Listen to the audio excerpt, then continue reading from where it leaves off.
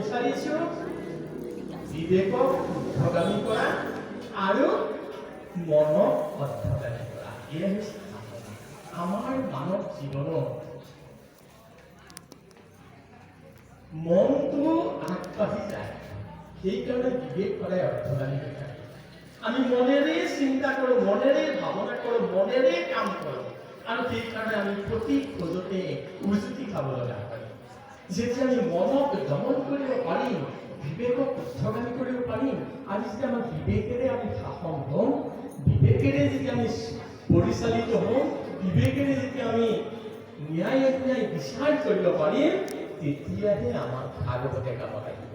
যেতিয়ালৈকে বিবেকক অধ্যগামী হৈ থাকিব, তেতিয়ালৈকে মন উদ্ধগামী হৈ থাকিলেই ইন্দ্ৰিয়বিলাকে চল পায়।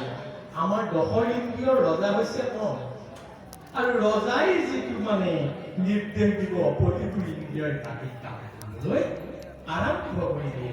সেইকাৰণে মনক যেতিয়া ইন্দ্ৰিয়ৰ ৰজাটোক যেতিয়া আমি অলপ দমাই ৰখাব পাৰিম, বিবেকেৰে তেতিয়া ইন্দ্ৰিয়বিলাকক পৰিচালিত কৰিব, আৰু